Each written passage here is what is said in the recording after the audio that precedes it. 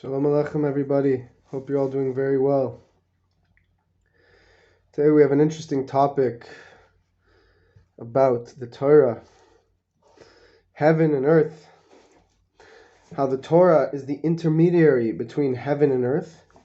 And even more so than just that, the Torah is the intermediary between Hashem's infinite light and the earth. So, to understand this better, heaven is actually an intermediary between the infinite godly light and earth, because as we've spoken about in previous videos, it's a very popular topic in Hasidus. The Hasidic, based off Kabbalistic teachings, the secrets of the Torah. We know that Hashem himself is everywhere equally, because Hashem himself is equally everywhere. He's as much here as he is in heaven.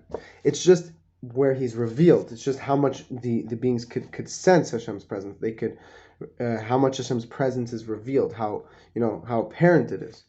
So, as you know, Hashem in the beginning, he revealed his infinite light. And when Hashem's infinite light is revealed, there's no up or down, there's no more or less, there's no top or bottom. Everything is simply infinite. And there's no existence of anything else. It's just Hashem. And even the souls, if a soul was to be revealed that level, they would not sense their own presence. They would just be aware of Hashem's presence. So in order to allow us to exist in this world in a way where we experience our own presence, where we experience our own existence, we feel ourselves. So Hashem has to hide his light. Hashem hides his light. And each realm, the lower you go down in the realms, the more Hashem's light is hidden, the more Hashem's presence is hidden, and the more the beings feel their own presence. So it's kind of like a scale. The more Hashem's revealed, the less we feel ourselves.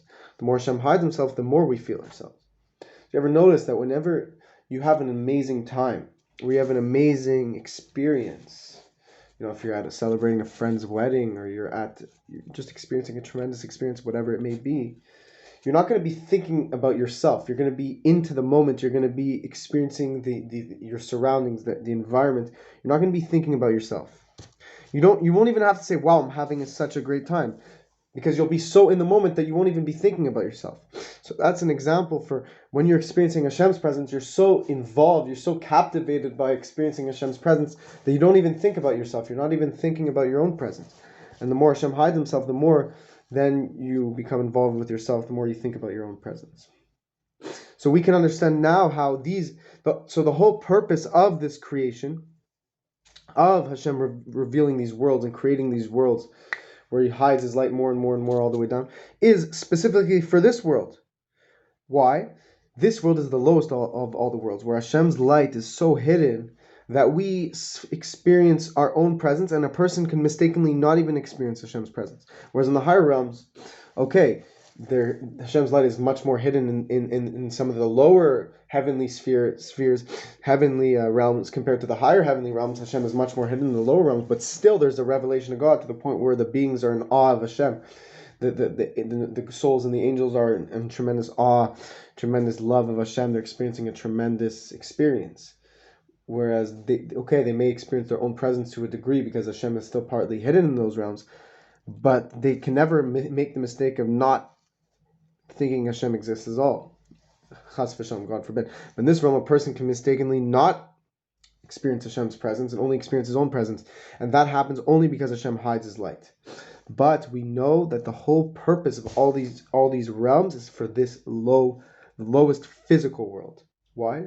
Because this is the world where we can do Torah and mitzvahs. This is the world where we can have free will and choose Hashem. Whereas the higher realms, as holy and pure as the angels are, and holy as the souls are when they're above, of course, they can't choose to serve Hashem. They can't give anything, so to speak, to Hashem. They receive a tremendous revelation of God. But here in this world where we have free will and we have desires to do the opposite of the Torah, wow, now we can actually give something to Hashem. Now we can actually impress Hashem, because we're fighting. We're going against our nature, and yet we're deciding to connect to Hashem. So from this we can understand that actually the Torah is also called the intermediary between Hashem's infinite light and the worlds. So it's good to think about each world is an intermediary for the two worlds above, for the one world above it and the one world on top of it. It's the intermediary. So each realm so all these heavenly spheres, heavenly realms are the intermediary between Hashem's infinite light and this world. So we know that also the Torah is called, and this is all from the Rebbe Rasham's Maimarim, the Torah is called the intermediary between the infinite godly light and the worlds. And Hashem designed the world. Hashem created the world through the Torah, through looking at the Torah, through the way the Torah is. Through the way the Torah is, that's the way in which Hashem designed the world. And the Torah is like the inner blueprint of the world. And it's the tool in which Hashem used to create the world. It's the inner hidden blueprint of the entire world. And the way that we have this world of action, this world of seemingly a world where people experience their own presence, that is because of the Torah. In order to fulfill the Torah, for the Torah to be actualized to its fullest, to be brought into action, to be brought into the excuse me. Wow, I think that's one of the first times I may have sneezed in a video, but Baruch Hashem.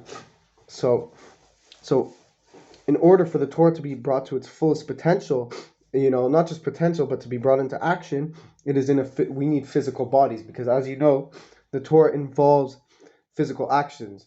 Wrapping tefillin on your arm, giving tzedakah with physical money with your hand, eating challah, which is a physical food, bread, So the Torah is the inner blueprint of the world. The kiyum kol dvarim gashmi Torah. So in order to fulfill all these physical things, it's by the Torah, through the Torah. Because what is the Torah? If you read the 5 books of Moses, what is it talking about in this Torah? It's what are the mitzvahs and the Torah involved with? Physical items, physical things, physical objects, and physical bodies, and that's why there's the Torah in every realm. In every realm, there's the Torah. The angels, the souls, what do? When the higher heavenly spheres, heavenly realms, they're learning Torah. They're learning deep Torah concepts. They're learning Torah to a very high degree, where Hashem is extremely revealed in the Torah that they're learning. They feel Hashem's presence very greatly when they learn Torah. So in every realm, there's a different level of the Torah being revealed. But the Torah is the whole purpose of the Torah is to be in this physical world where we have free will. That's where we can actually fulfill the Torah to its fullest. And so, and what does the Torah do? The Torah connects Hashem's infinite light into the world, specific world that we're talking about. So in the world of Bria, the Torah of the world of Bria connects Hashem's light into the world of Bria. So seemingly also, so too in this physical world, the world of Asiya, the Torah that we learn here in this world, what we're doing right now, we are connecting Hashem's infinite light and bringing it down, drawing it down, and connecting it and enclothing it in this world.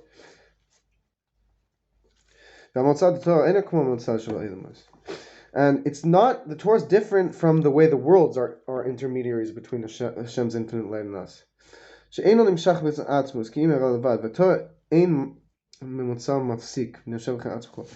the worlds that are intermediaries, when they're like the world, as we've spoken about in previous videos, the highest of the 4 worlds, the world of Atzilus, which has aspects of infinite to it and aspects of finite to it, so it connects what's above and below.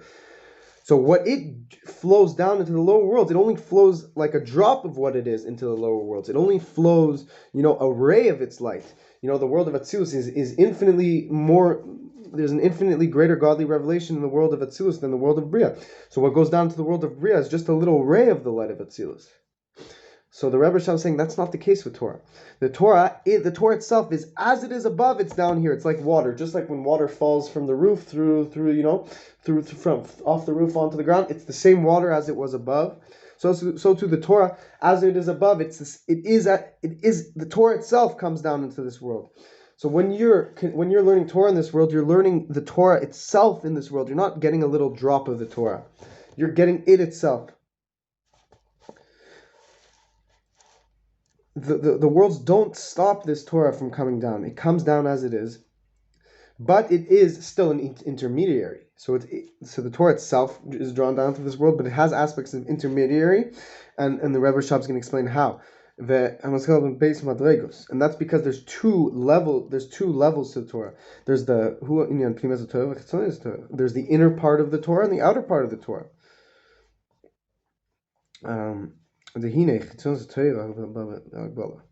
The outer part of the Torah comes seemingly in a limited way. How? Because the outer part of the Torah deals with the laws. This is allowed. This is kosher. This is forbidden. This is the meat that you have to eat has to be this part of the meat. The meat that has to be sacrificed has to be that part of the meat. The day that you have to do this offering has to be on this specific day. So seemingly there's limitations, there's details, specific details to the laws of the Torah. So that is the seemingly limited part of the Torah. Like I said about the world of Atzilus, it has limited parts to it and infinite parts to it, and that's how it connects the infinite and the finite. So too the Torah has limited aspects to it and finite and infinite aspects to it. So it connects the limited and the infinite. And that's the outer part of the Torah, the seemingly limited part of the Torah that deals with limited things. This is allowed, this is forbidden. It has to be done on this day, it has to be done on that day. You have to wear it, your tzitzis has to be designed and it has to be made in this specific way.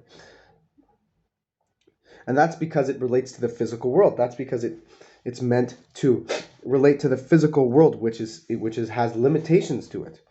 But But the secrets, the inner part, the inner part of the Torah is infinite. It doesn't have a limit to it. It's even beyond infinite. It's unlimited. It has no limits to it. And it has no end.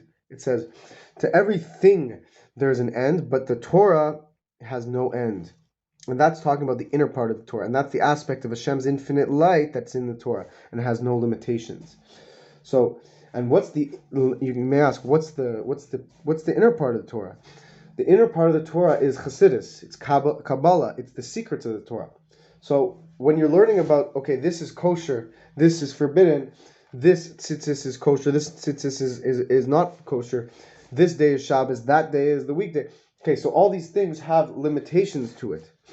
There's details to it. That's the outer part of the Torah. But the inner part of the Torah is the secrets, is what the effect on the world is when you keep Shabbos, what the power of eating kosher is, what is the destructive effect of eating unkosher food, what is the power of wearing tzitzis, a kosher tzitzis, what's the meaning behind the way the tzitzis is designed. That has no limit to it. The secrets behind it are infinite. It's just the details as they come down into the world have specific details to it, so relates to limitations. Because we're limited beings, are so seemingly, obviously our soul is connected to Hashem, but as we experience our being in this physical world, we experience it through limitations. So because of that, the Torah also relates to us in limited ways as well. It says, okay, so you have to pray by this time. You have to make kiddush at this time. There's details, there's laws that have to be done that relate to us in our seemingly limited ways. But when you dig deeper, the power behind these limited, seemingly laws are infinite. So that's why the laws of the Torah itself, it fuses the finite and the infinite, and even the beyond infinite, which is Hashem himself. As we said, Hashem is beyond infinite. Because Hashem could relate to us in limited ways, and He could relate it to us in infinite ways. He's not even limited to being unlimited. Hashem is beyond unlimited. It's a whole different realm, a whole different level. The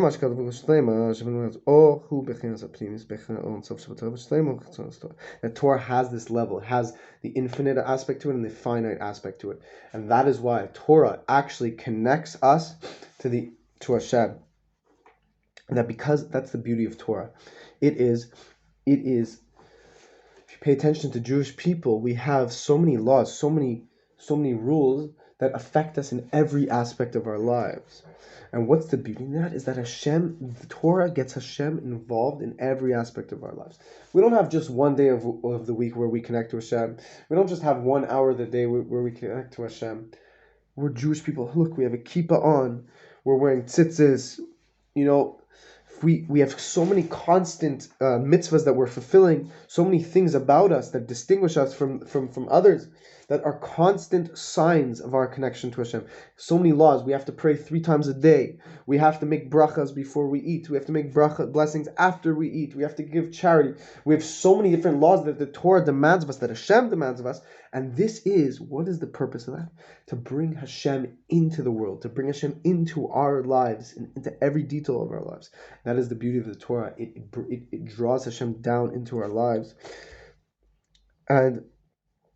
And now, so now we see Torah, we understand, we can appreciate that there's an infinite aspect to us, but we sometimes see it in a finite way. But the Rebbe Rashab is telling us that in the future to come, the days of Mashiach may be today, the aspect of the Atzmus Himself, Hashem Himself through the infinite light, blessed be He will shine in the Pnimis Torah, and we will see the infinite aspect, the beyond infinite aspect of the Torah will shine through the finite aspect of the Torah, through our finite existence, through our seemingly finite mitzvahs that we're doing. This is it's just what we put tefillin on. It's a piece of leather. It's a physical thing. It's seemingly limited. Through that is going to shine the infinite godly light. We're going to realize how in these limited, so to speak, action is really enclosed within it all is the infinite godly light, and we're going to experience that in every part of our lives, and it will truly be the fusion of the finite and the infinite, the fusion of heaven and earth through the Torah. The Torah brings us to Hashem. Hashem is everywhere. Hashem is involved in our lives at all times equally. Hashem is as much down here as He is above in the heavenly spheres. Hashem is one. There's nothing other than Hashem. But what does the Torah do? It doesn't change that. It just changes how we experience that. It allows us to recognize it. It allows us to appreciate Hashem's oneness. It allows us to experience Hashem's oneness. And that is how the Torah is the fusion of heaven and earth. And not only just the fusion of heaven and earth, the fusion of God's infinite light and earth and us. Hashem's infinite light will shine in this finite realm, and we will experience the light that Hashem revealed and hid it and stored it away for the days of Mashiach, and even more so through our work, which it can only be done in this physical world where we have free will, where we have to battle. Only in this world can we actually bring down added lights that weren't shining before the world. Hashem is one. We can't add anything to Hashem. We can't take away anything to Hashem. But Hashem makes it so that we can give something back to Him. We can do our own mission. We can be partners with Hashem in creating this world. Hashem wants to give us the greatest gift of all. And Hashem knows that the greatest gift that we can give Hashem is to be able to give something back to Hashem. And by fulfilling the Torah mitzvahs, we give something back to Hashem. And I've said in previous videos, if you're not Jewish, you can also be involved in this. By you keeping the 7 laws of Noah, spreading the light of Hashem with others, spreading the 7 laws of Noah with fellow Noahites, and spreading this redemption mentality, you are bringing Hashem into the world. And to end off with this, that we're saying that the world of Atzilus is the intermediary between the worlds, between the infinite light and Hashem, infinite light of Hashem in this world. But the Torah, what's interesting is about the godly light, it comes down in a way where the worlds under the world above it only experiences that little fraction, an infinitieth of the godly light that the world above it experiences. But with Torah, the Torah is down here as it is above, and the Torah allows us to connect to Hashem above, and even seemingly that we're in this physical world, which is such a lower level than all these heavenly spheres with the angels and the souls that are outside of bodies, that they don't get bothered by physicality, they're just involved with Hashem, with spirituality. But yet in this world we have the Torah. Hashem gives us the Torah. Hashem helps us, and Hashem says, connect me in this physical world with a body and bring me into this world in a revealed way. And that is what Hashem is most interested in. The heavenly worlds, they don't have free will. They are batal, the word batal to Hashem. They're surrendered to Hashem. They're involved just with Hashem. They're only interested in Hashem. In this world where we have challenges, physicality, there's battles, this is where Hashem wants to be revealed specifically. And then this world, in the future to come, we won't have to leave our bodies to experience a godly revelation. But the Torah, since it involves our bodies, involves physicality, we refine our bodies to the point where our bodies now will be able to experience the godly light, like at Mount Sinai, but in a way where we won't be overwhelmed by it to the point where we can't handle it, but we'll love it, we'll enjoy it, it'll be the best experience possible. And this is through the Torah that Hashem gives us, and good deeds and mitzvahs. So let's spread that today. And we are saying that what will be revealed in this world will be much greater than any of the heavenly spheres, because the heavenly spheres are experiencing a great level now compared to us. They're getting a great godly light. But when we find this world enough, we will have Hashem will reveal Himself to the world, not just a strong revelation of His presence, but Hashem will reveal the level of Eden, not the Garden of Eden, but the level of Eden itself, which is the experience that Hashem experiences in it with Himself. That's what He will reveal to us. May it be today. God bless you all. Happy Passover to all of you.